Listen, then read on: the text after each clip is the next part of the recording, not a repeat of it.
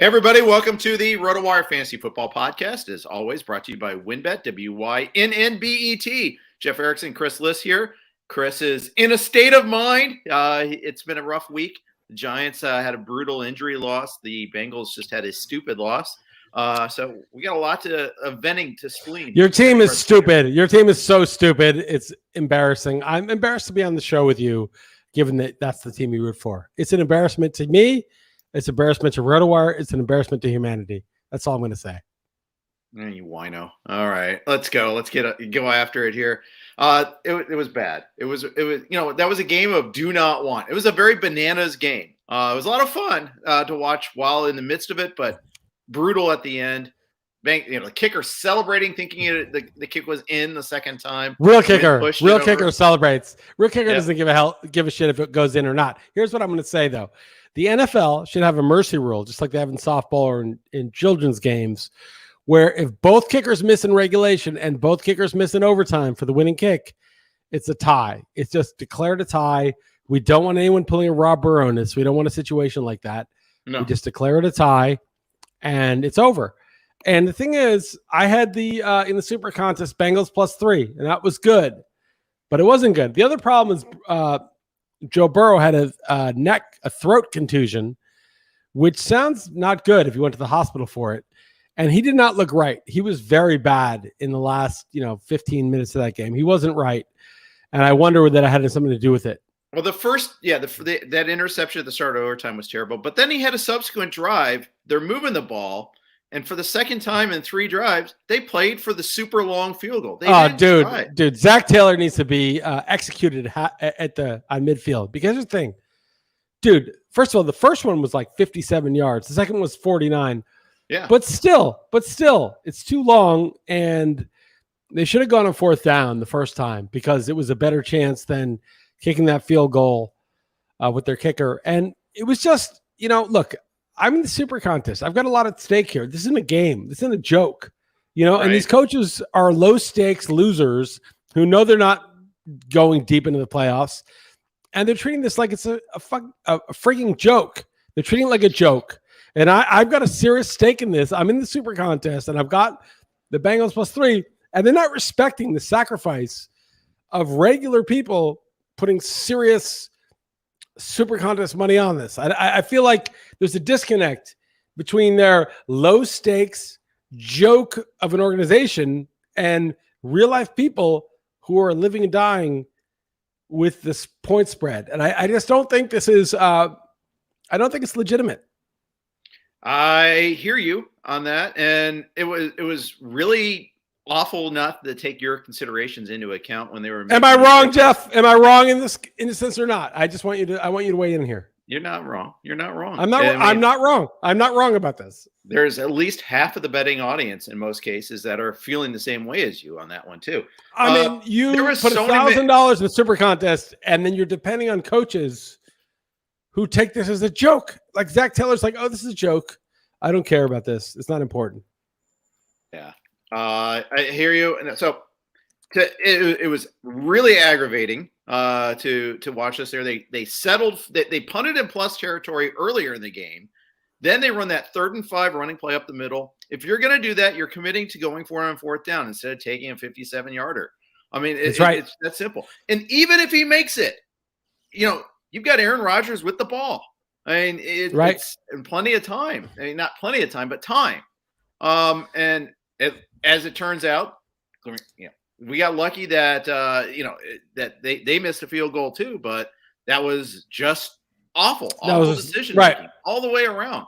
And then in the drive in overtime, they were moving the ball. You've got Jamar Chase, who is just torching the Green Bay secondary, and it is, and what do? They run it into the pile 3 times. Now Mixon might have had a first down on that last play. They should have challenged that spot. They should have, and they get that first down. They move it in a little bit closer. Great. Green Bay has less time. All these things. There's all sorts of benefits that accrue. But they didn't, that it didn't happen. The point is they were playing for the 49, 50-yard field goal. They were not trying to just win the game. I mean, it's not this magical thing where you have to kick a field goal. You can score a touchdown. You can drive all the way through. It's okay. Watch the Chargers and the Browns. Amazing what happens when you just don't rely on stupid kickers the whole time.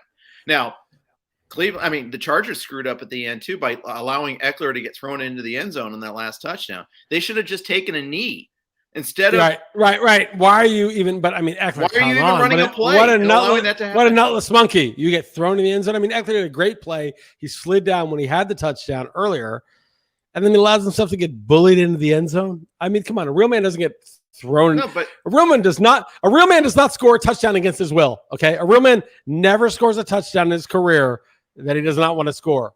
So how many players in NFL history have scored a touchdown against their will? This might be the only one. He may be the first player in NFL history that scored a touchdown against his will. And how many teams would have instructed their defenses to force that? 4, 5, 6 maybe among coaches? Most coaches are like, oh, we got to stop them. We can't let them do that. That was obviously transparently the right play by the Browns to do that. And the fact is, they had the added bonus of stopping the 2-point conversion. They get the touchdown. They win. They don't just merely tie and keep it going. They win. It was such a smart play by the Browns.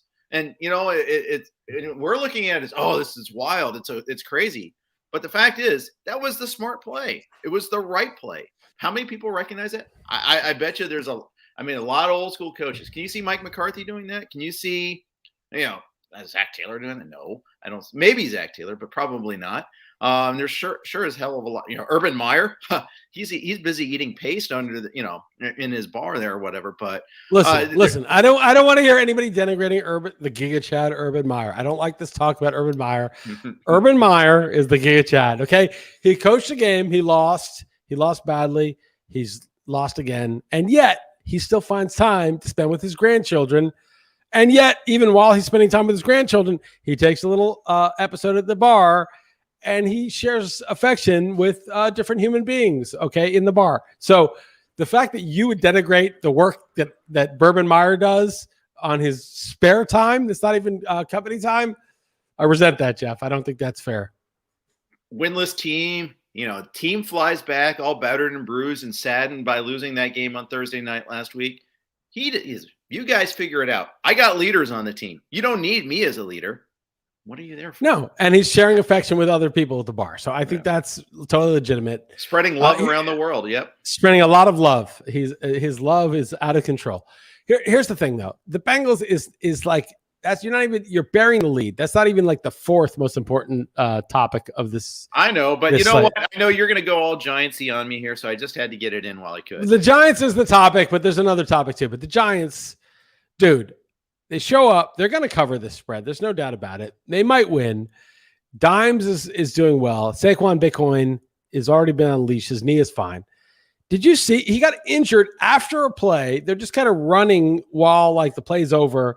Yep. And he doesn't understand. He steps on the guy's foot and totally tweaks his ankle. It swelled up to like a softball inside his ankle, like you saw on the sideline. Maybe not a softball, maybe a baseball inside his ankle. So now who knows how long it's going to be out for no reason. It wasn't like he was trying to get an extra yard, trying to make a play. It was literally when the play was over. Okay, Saquon out multiple weeks or whatever he's going to be out for. Then Dimes gets concussed. Now, first off, you couldn't even just give them a penalty on that? The helmet to helmet? No, of course not. He's out of his mind. He tries to play because he's a real man, tries to play through the concussion, get up, act like it's no big deal. But he starts stumbling around like a drunk, okay? Like an abject drunk, somebody who would get drunk during their job, okay? Nobody would do that. Nobody would do that. Nobody would do that, okay? Nobody in the right mind would do that. He's stumbling around like an abject drunk, and they realize, oh, he's concussed out of his mind. It's a no-brainer to get him out of the lineup. So now Dimes is gone. By the way, before the game started, Andrew Thomas was out. They were like, oh, he's got whatever it was, an ankle problem or something. So Andrew Thomas, number 4 overall pick in the whole NFL draft from 2020, out for the game. He's been playing well this year. A few minutes into the game, number 2 overall pick from 2018, Saquon, out for the game. Halfway through the game, number 6 overall pick in 2019. They lost the 2, the 4, and the 6 in 3 drafts before halftime. Okay, so this is a joke.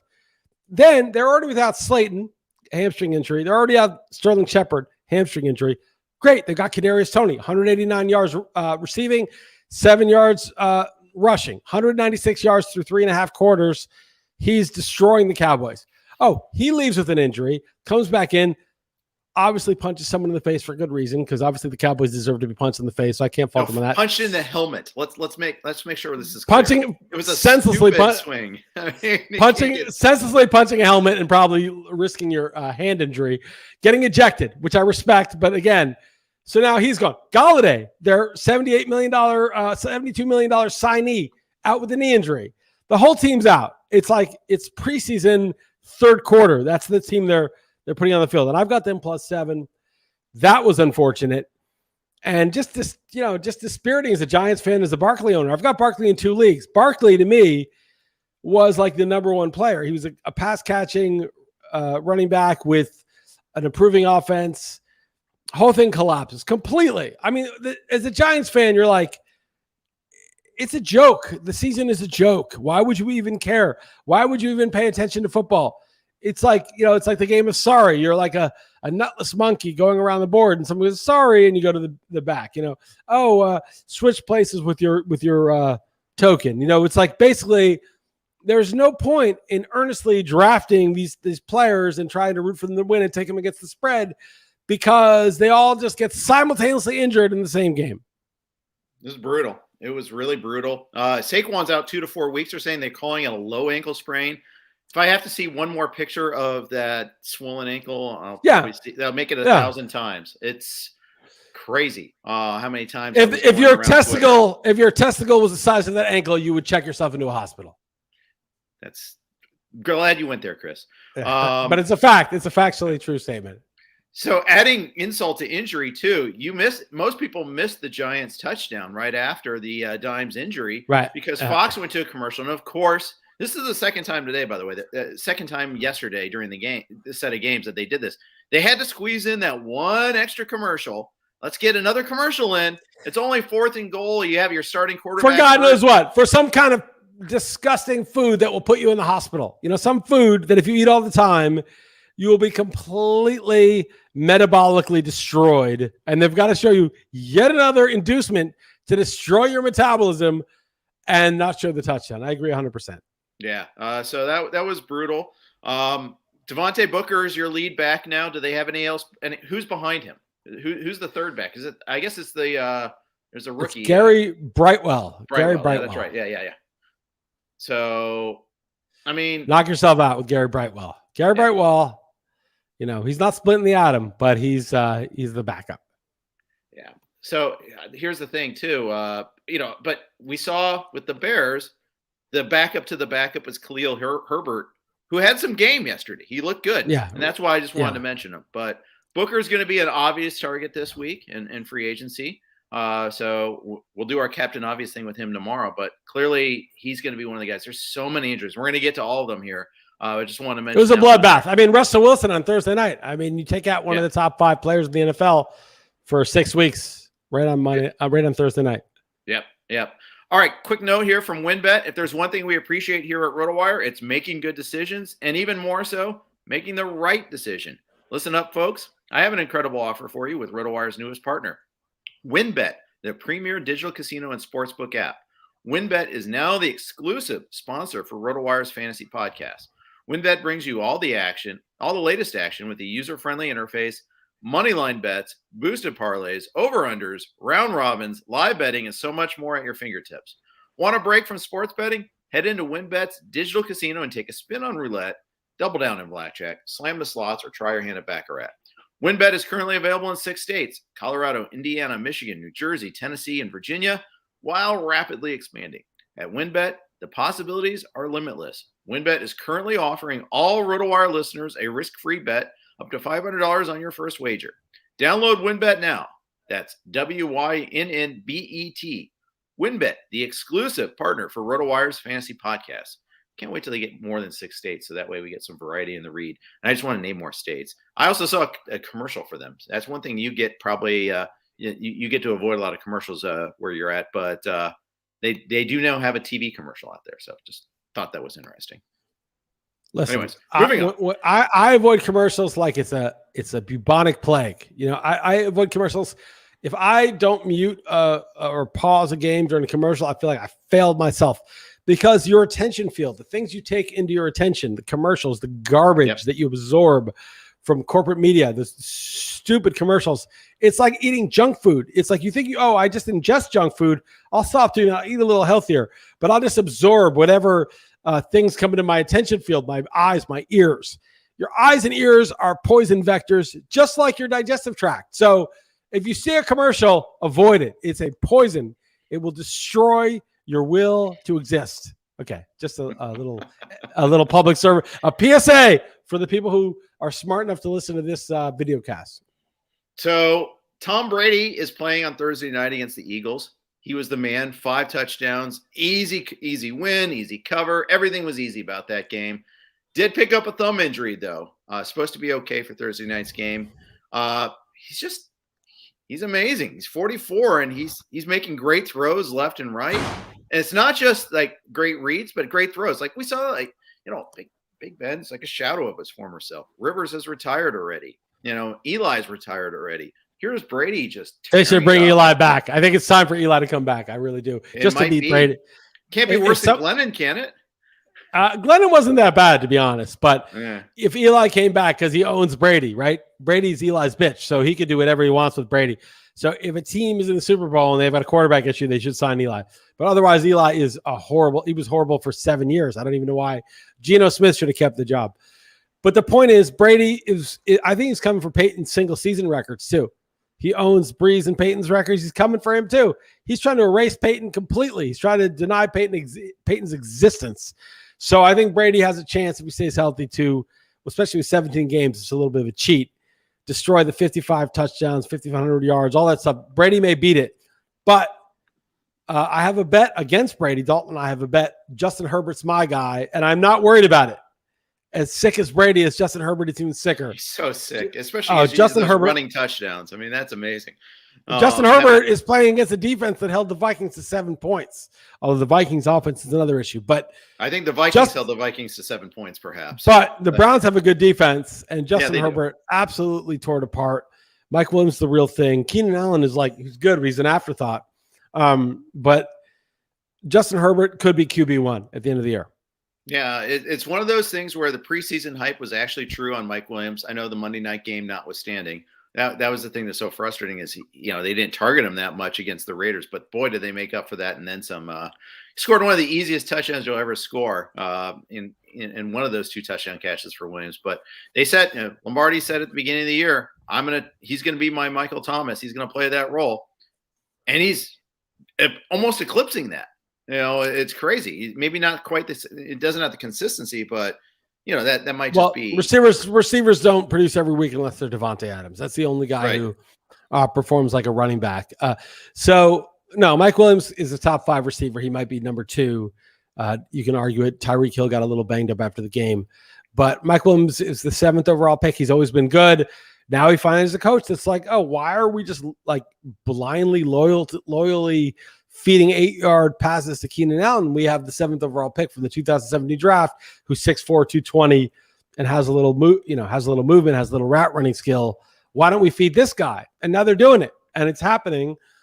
And Herbert, if you're going to take a player, if we're GMs and we're drafting the entire NFL, number 1's Patrick Mahomes still. I don't care what Ted Bell says. Patrick Mahomes is a wizard, and I've seen too many things. But number 2, who's number 2 after you take Mahomes? I think it's Herbert. Allen. It's Allen. I think Allen has a chance. I think Lamar Jackson has a case. But I think Herbert's number 2. I would take him ahead of both. It's such a great time though. I mean, you've got Murray, you've got Jackson. I mean, give me Herbert. Give me Herbert. Yeah. Over those guys. Yeah, I hear you. Dan Marino with some mobility. Yeah. So the Chargers, they have a problem. They can't stop the running game, or at least they couldn't stop the Browns. Maybe it's just a Browns thing, but the Browns were running at will, and they just. Although on that drive, when the Chargers made it 42-41, they missed the extra point. The Browns had a chance just to kill the rest of the game. They couldn't even get 1 first down though. It was brutal. They had a second down incompletion. You're averaging like 8 yards a carry that game. How did Nick Chubb not get a touch in that sequence? I don't know. I mean, the Browns seem a bit limited to me. Baker's okay. Beckham gets open. Baker doesn't find him. I just think that you need an elite QB.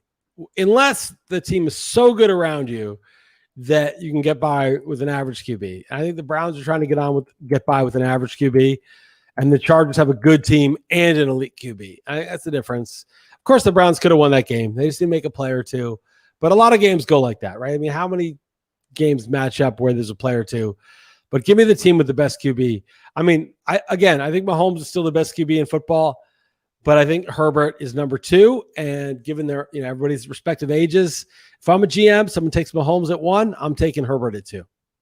Yeah. Okay. Other things that happened in this game. There was a really bad PI call against the Browns. Kept a Chargers drive going, which they ultimately ended up scoring. Now, they still had the game in their grasp, but it was a big play late in that one. OBJ dropped a 4th down catch that would have been a first down.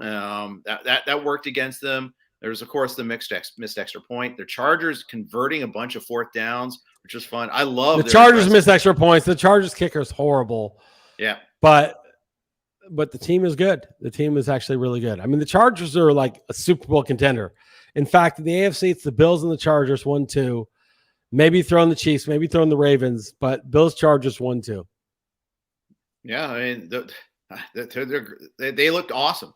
They really do. And meanwhile, the Chiefs have some problems. You mentioned in your column, the Super Bowl hangover is real. The Super Bowl loser hangover is real.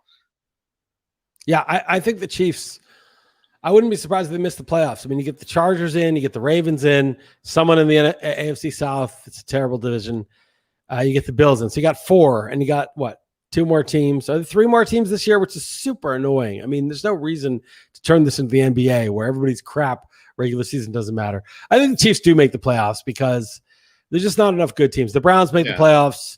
The Bengals miss it, obviously. They're terrible. But let's say Steelers make it, and maybe the Chiefs and maybe Denver. But Denver, Ravens, paper tiger. Yeah, the Ravens make it, but the Raiders don't. I thought the Raiders were okay, but the Raiders, that's just terrible to get beat at home by the Bears. And there's really no one in the AFC East or South besides the winner. So you got 2 teams there, and you got 5 teams from the North and the West are going to make it. So you've got the 2 winners, and you've got 3 more teams that are going to make it. And I think that gives the Chiefs will make it. Even though the hangover is real, the Chiefs will win 10 or 11 games, and they'll make it. Yeah, I think they'll make it, and I think they'll get it. They'll figure things out. I think their offense is just so good. Their defense has just got major problems. So I was wrong about that game Sunday night. I thought the Chiefs would win. The Bills were clearly the best team, and it didn't take long to establish that. They were the best team all the way through. So definitely wrong about that game. I just thought that, Chiefs had kind of gotten it together with that Philly game, but no, I think it's just the Eagles just aren't that great either. I know they. How about Darnold? Darnold sucks. I was right about Darnold. I think universal Twitter needs to just say, Gettleman was right. Saquon over Darnold was the correct pick. Now, if you want to make a critique of that draft, you say, well, you wanted a quarterback. You were sold on a quarterback. How could you take Darnold over Josh Allen and Lamar Jackson? Right. That was the disaster. If you're taking a different position and it was like Darnold's the obvious, you're like, I don't want this QB. He's not that good. Take anybody else. Darnold is an interception machine. He was in college. He was with the Jets. And you know what? Adam Gase may be a crazy person and a terrible coach, but I think we're starting to see it wasn't all Gase. It was also Darnold. And I think the Panthers have a good defense. They've got good skill guys. I think the coaching staff is reasonably competent, but I don't think Darnold's it. I think Darnold is not it. I think the quarterback play on both sides of the ball was atrocious in that game. Hurts was bad. He was really bad. Yeah. Greg Olson. Why is Greg Olson broadcasting Panthers games? I mean, could they? I hate. He might be really funny and good and all that, but it's just such a huge, massive conflict of interest to have him just covering his former team all the time. And it was his current team when he was injured one year and they had him broadcasting one time when he was still a player. But at the same time, it's not a conflict of interest in the sense that he's not getting paid. It's like a conflict of interest is like when somebody writes a column in the New York Times about X and they have an investment in X. No, I know. They've served on an advisory board of X and they're not disclosing this is football. So it's like, what's this conflict that he's too friendly with these guys? I mean, a little bit, but yeah, he felt like he couldn't critique bad play. How about yeah? that? But how about this? How about Peyton Manning saying, even though he did it, he said, "Oh, I don't want to have to talk to Mike McCarthy. He's going to be mad at me for this." And that's Peyton Manning, who's kind of uncancelable by NFL standards. He's, one of the NFL's inner circle Hall of Fame. But the point is, he made the criticism first, and then he said, "You know what? I talked to him over the weekend. He might not take my calls." But what I'm saying, he said he went forward with it anyhow, despite that. Right. That's integrity. But what I'm saying is, even a guy who isn't affiliated with that particular team, whose inner circle cemented in like access standards, is still acknowledging that there's an incentive not to talk yang about a random coach that he happens to know because he probably knows everybody. It's so conflicted, and especially these nutless monkey announcers that have no independent value, that they're just there because people like them, and now they're going to go crap on somebody who has connections. It's so rampant that like Greg Olson, who actually at least has some cred as a legitimate, not quite Hall of Fame, but just under Hall of Fame player. I don't see it as being any worse than the garden variety nutless monkey announcer that will praise every single veteran and every single coach reflexively, and even the referees. Oh, I see why they called that flag. You can kind of see why they did that.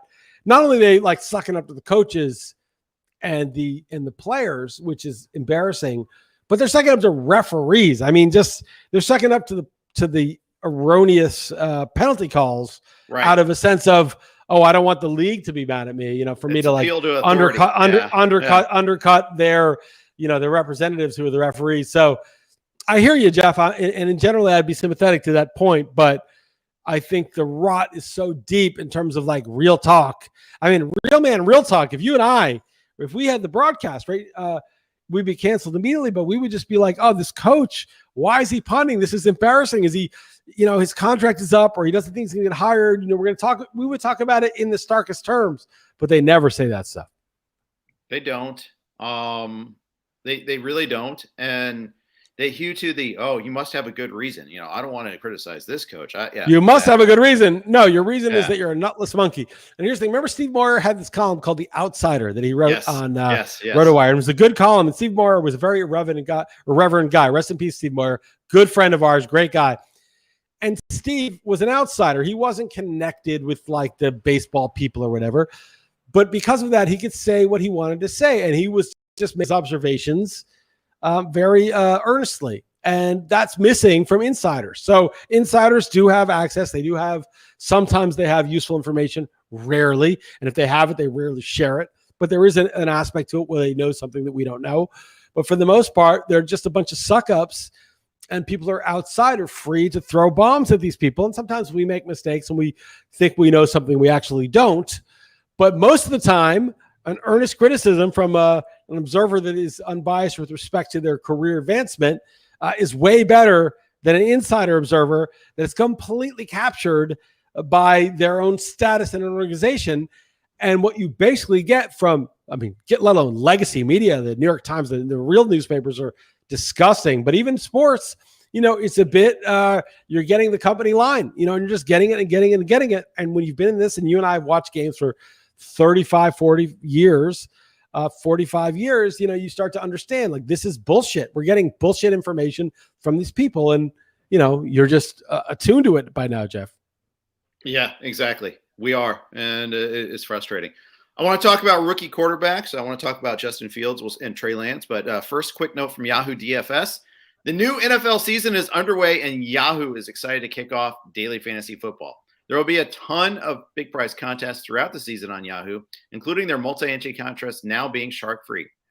To celebrate football season and Yahoo Daily Fantasy becoming shark-free, Yahoo is giving all users the opportunity to claim free $10 in contest entry credit. Users can take advantage of this free $10 contest entry credit offer to join one of Yahoo's biggest contests. In addition to the free credit, Yahoo has a $1 million DFS football contest live. The $1 million contest features $1 million in total prizes, including first place receiving $100,000 and an entry to the first ever Yahoo Fantasy Football Championship live finals event, which will occur at MGM National Harbor in Maryland this December. Play daily fantasy football on Yahoo this season. Visit sports.yahoo.com/dailyfantasy/welcome to claim the free $10 offer to get started. All right. So we saw Trey Lance get his first start. We saw Justin Fields get a win starting against the Raiders on the road. Davis Mills actually looked good in the battle of rookies against Mac Jones. We should have led with that. That's the big thing. We had the Patriots and Survivor. And so did I. 22-9. And Davis Mills, one of the throws, he made a throw under pressure where he gets the ball to this receiver, high points the ball, catches it. Defender just misses it. It's just thrown exactly where it needs to be, and he runs for a touchdown. And I'm like, oh, man, that was like a 1 in a million throw. I mean, that throw and catch was so unlikely. Damon Harris fumbles right at the goal line. It's a touchback. I mean, everything was going wrong. Jacoby Myers gets a perfect 30-yard pass, just drops it. Yeah. I mean, it was just one thing after another. Three offensive linemen get hurt for the Pats. I mean, COVID before the thing. But the Giga Chad, Nick Folk, nails a couple 52-yarders. The Texans decide to do a fake punt. So they're looking like they're going to fake the punt. Then they're faking them, trying to get them off sides. Then they run toward the line. Punter kicks it right into the helmet of the guy. That was huge. That led to the field goal. Yep. And then the other underrated total giveaway by the Texans was they tried a 58-yard field goal with Kaimi Falbairn, who's a terrible kicker. Who missed 2 extra points earlier in the game. Yep. They try a 56 or whatever yard field goal on 4th and 4. And the Patriots get the ball back and score a touchdown. Thank God for that stupidity because we were on the ropes, dude. But you know what? I knew I was going to lose. My $6 million survivor entry is a team of destiny. We had Justin Tucker kick a game-winning 66-yard field goal that hit off the crossbar. We had Lamar Jackson convert a 4th and 19. Now we have the Patriots come back and win. We are a team of destiny. If we take the team, it is going to win. And you know what? All you nutless monkeys took the Bucs this week or took the Broncos that week. You're soft. You're afraid of risk. You're used to coasting through. You think, I'm going to win by 3 touchdowns. This Survivor's easy. It's not a sweat. You know what? You're not used to adversity, and you're risk averse. You don't understand what it's going to take. The team that wins with the crossbar bounce through is the team with the advantage because they are used to adversity. They are fearless. There's nothing that can kill us. What doesn't kill me makes me stronger. It's Nietzsche. What doesn't kill me makes me stronger, Jeff. So, honestly, that was a great win by the Patriots. It was the absolutely right survivor pick. I actually diversified to the Vikings, and the Vikings was another insane win. Insane. But to the Lions, let me tell you something about the Lions. They're going to go 0-17, but it's going to be an incredibly strong 0-17. They're going to go 0-17, but it's going to be an 0-17 team that can claim that they were a powerful 0-17. For 0-17, they're going to be one of the best teams ever. You know, it's crazy how they're losing. It's really crazy. First of all, they were bold at the very end of the game, getting that. First of all, they got lucky to force a fumble on 3rd and 7 on that play, just to get the short field. They got the touchdown. They had the real man extra 2-point conversion. Yeah, but they were nutless monkeys earlier in that game. They punted 10 points down, 4th and 4 from the Vikings 44.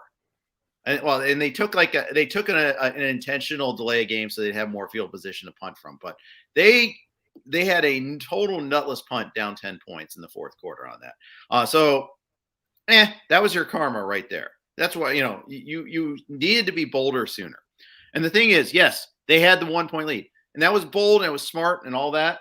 But it did give the Vikings that sense of urgency. However, had they scored in that previous drive, then they would have been up 3. And you know what? They don't lose to a 54-yarder. At worst, they go to overtime, and you never know what happens in overtime. There was mistakes made. That was a weird game too. I mean, the Vikings looked like they were going to just chew it up with Madison early, and then they just ground to a halt yet again. 2 weeks in a row, their offenses, which looked to be high flying, they looked great against the Seahawks, but bad against the Browns and bad against the Lions. Who are the Lions? Who are missing their top corner? They were missing other defensive starters. It was awful, really terrible offensive performance by the Vikings yesterday. Yeah, it was disgraceful. And I had them in one league. And they won. I was so mad. I was like, I switched the Patriots to the Vikings because I saw the line move up. And I was like, I shouldn't have switched. I should have gone all in on the Patriots. It was funny because I was on the Patriots. I was like, thank God I have one on the Vikings. So I saw it. Yeah. But you know what? That's just bullshit. The truth is that neurotic brain that I'm sharing with you, that doesn't exist. The reality was we're a team of destiny. The Patriots are going to win no matter what. And it was always a mistake to switch. And I just got lucky that the Vikings won. That's all it was on that other Survivor entry. But I was like, I'm going to throw that away. That could be, $5,000. There's 50 people for $100. I don't want to throw that Vikings entry away. So we're through. I know in the past I've lamented, these lucky assholes. They had the Vikings. They had oh my God, they had the Vikings. They had the Patriots. They had the Ravens 2 weeks ago. Those lucky. You know what? As I said, the truth is those are the people that win because those are the people that got through with adversity. So, the week that you're like, I had the Patriots. I had the Bucks. I'm cool. That's the week you lose the next week because you're soft. You haven't suffered. You have no fear of the underdog after that. That's why you no. You're like, that's the right. That's why we play that song in the segment. Yeah, absolutely, I love that song. Anytime I hear the beginning of that song, it's like, yeah. I love that there. So yeah, that was but Fields was okay. They ran the ball so much, but it's really killed Allen Robinson. That Allen Robinson is just. Here's something I wrote before the season. I said, Allen Robinson, if healthy, cannot fail. That's what I wrote this season. And I now retract that because he's failing completely healthy. And I'll say this. The Ghetto Chad traded Justin Fields, who's terrible, for Kadarius Toney, who's not only the greatest receiver of all time and punches you in the face. Right, of course. And he punches you in the face, right? Because he's a real man. Not only does he get 189 yards on you, he punches you in the face. That's how he rolls. You get Justin Fields. You trade scrubby Justin Fields for that and a first next year. And the Bears is going to be an early first because they're a terrible team, a fourth and a fifth. So, those of you who don't acknowledge the genius of the Ghetto Chad, you've lost the plot. You're in a different multiverse. You're not even in this multiverse because you do not understand reality because the Ghetto Chad just fleeced the Bears. And Kadarius Toney, Scott Barrett had a tweet that was from 2020. It said, do not let the Chiefs draft Kadarius Toney. He's too badass. He's too amazing. And if the Chiefs get him, it'll be game over. And who got him? The Ghetto Chad plus picks. So let's just acknowledge that for a moment. Noted. So noted. Going back to Allen Robinson and Justin Fields, though, as a point. And it's funny, you mentioned that Kadarius Toney. His finish line says, I dropped, and he said dripped, but he meant dropped. Allen Robinson for Kadarius Toney just to shake it up. I can't trust him, and I kind of want someone else in my league to play him against me so they can get a 6-point per day PPR. He has Metcalf and Diggs, so pretty funny there. It is funny when you're done with a guy and you don't want to use him. If you're right, it's beautiful because then someone's blown a ton of fab too, and they're frustrating. Wastes him in the lineup. But honestly, as much as I love Tony, I would not drop Robinson for him just yet. But Fields just is not a cute quarterback right now. I mean, Trey Lance, I feel like passed the eye test a little bit. He was an incredible runner, much better than Fields. And we got to work on the throwing part of being a quarterback, though, and all these guys, it seems like. Yeah, I mean, he's like Tebow, but with better running. Maybe a poor man's Taysom Hill, just so in case Dalton Donald's listening. No, Lance passed the eye test. I think Lance will be good. I really do. But I don't know if Shanahan's going to keep giving him a chance if Garoppolo's healthy. But I thought Lance was kind of a dangerous weapon, and they just kind of screwed up on fourth down, and they didn't get some things done. There's no Kittle. Kittle's on IR, but that's a huge one there. I actually was like, "Ooh, I'll pick up Ross Dwelly." I actually did that in a couple of leagues because hey, starting tight end, the Niners are going to throw their tight ends a lot, but it's Lance throwing it to him. That was so dumb of me. Yeah, Dwelly's a joke. You got to get with somebody who's no joke. Do you know who's no joke, Jeff? Who's no joke, Chris? David Njoku. He's no joke. I just walked into that. You didn't. Why can't you? How can you not see? Get down. He's not a Njoku in this town. Njoku. First of all, he's in year 5, but tight ends take a while to bloom. And Dawson Knox. Yeah, I'll tell you, the only good pun I've ever seen from our crew said "Opportunity Knox," KNOX. I thought that was a great pun. I think normally the puns are terrible, and all the on tap. This is on tap. This is on tap. So, what have you been in Wisconsin too long? You're just like slovenly drinking these crappy beers, you're like on tap. But Opportunity KNOX gave credit to that. And he seems like he's a year 3 tight end. I think he a 2nd round pick. I don't know where Knox was drafted, but he's starting to develop as a weapon. And Njoku too. Like I think that we have these tight Max Williams got hurt though, but he's a 2nd round pick and he was involved in the offense. I think tight ends take a few years, and you don't want to be too impatient with them. Yeah, that's true. You absolutely it's true. And Yeah, Kyle Pitts had a massive day, but it's his first massive day so far. We just expected its brilliance right away. Doesn't happen usually. And it took Ridley being out and Gage being out and playing the Jets, but it still happened nonetheless. Well, he's like the number 5 tight end or somewhat, like so far, this year, including this big game he had. So he's doing more or less what he's supposed to. If he has another good game, he'll be a top 3 tight end. It's going to be hard to catch Kelsey. Waller's really kind of fallen off. Hawkinson started strong, fell apart, hasn't done anything at a minor game. And they're scheming for him, so they have to adjust. That's the thing. It happens all the time. So that's true. But it does kill their skill position players for a while. Debo got his on that rushing touchdown. So he actually still got his production. The thing I was actually kind of excited about was they rediscovered that Brandon Ayuk exists. He made a couple of big plays, including that like 2nd and 25 conversion. That was a pretty sweet catch and run after the play. So, and the throw from Lance was really sharp. He zipped the ball in past the defender. Yeah. I think Lance is so mobile that it's like Lamar Jackson, where he has to be decent, but he doesn't have to be Patrick Mahomes. He has to be good, and he'll be fine. I would just stick with Lance if I'm the Niners. I would make that work. I think the running plays are so effective, and just to keep developing him, but who knows what they're going to do. Yeah, that's right. One more quick commercial note for our friends at Thrive. Thrive is back for another season of fantasy football, and they're running huge guaranteed contests each week this NFL season. With Thrive Fantasy, you can eliminate the countless hours of research and focus on only the top-tier athletes that have the biggest impact on the game. Sign up today and get a free 6-month RotoWire subscription. Here's how you claim your free RotoWire subscription. 1, visit rotowire.com/thrive. 2, deposit a minimum of $10 and receive a 100% deposit bonus up to $100. 3, play in your first paid contest and receive a free 6-month RotoWire subscription. All right. Also, thanks to our Blue Wire sponsors for your support as well. All right, a couple of more things before we sign off. Juju Smith-Schuster looks like he might be out for the season with a shoulder injury. But we didn't really talk any Steelers yet. You mentioned them in passing that you had them at +1. They crushed the Broncos. I mean, they made it close at the end. Broncos were actually driving at the end, so that was kind of fun. But Steelers were the better team most of the game in that game.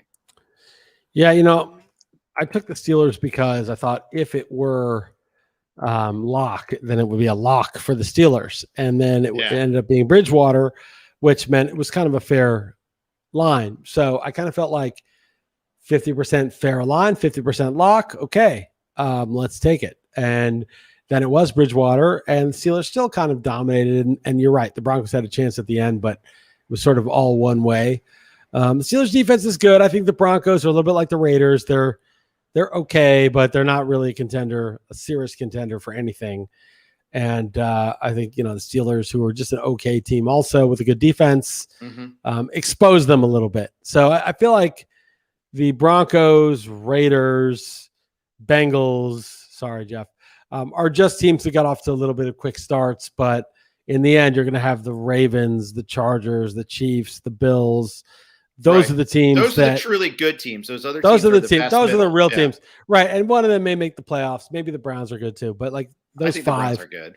Yeah. But those 5 are the good teams, and then the other, bunch of mediocrities are going to vie for the other 2 wild cards. And you never know. There's always like that surprise team that makes it through. But like the Titans, they're going to win their division most likely. The Colts might win the division actually. It's possible, but the Titans already had that one head-to-head win over them. And they could sneak in. They got playoff Derrick Henry. They could win a playoff game, and next thing you know, like they're dangerous again. They got hot at the right time last year. They got hot at the right time a year ago. Well, 2 years ago, they got hot at the right time. But their defense is bad, and it's hard to advance. With Derrick Henry, you can bludgeon teams and get through, but it's hard to go, round by round with a crap defense. I think like maybe the defense will coalesce and be a little better, but I don't see the Titans as a serious contender. I think you need like Browns, Bills, Chargers, Ravens, and then maybe the Chiefs because their offense is so good. But I actually kind of think the Chiefs are like the 5th best team in the conference. They might be. It's possible. Or it's also possible they'll get things figured out too. I mean, it's a long enough season. Things can change. Yeah, things change a lot. When we do those, like, oh, you pick 4 teams and I get the field. I would never do that in week 6. I would do that in week 12, and it's 50-50 in week 12. But in week 6, no way. Yeah, I hear you on that. Okay. Any a couple other things before we sign out here. We kind of covered most of the afternoon slate. I will say, Arizona, their defense was really good. Their offense disappointed me. I mean, this game was like 10-0 late. I was just like, ugh. I expected so much more out of Murray. I mean, they had that one electric drive to Rondale Moore. They had Hopkins get his touchdown late, which was, I mean, it just saved some value, but it really is disappointing output from the Arizona offense.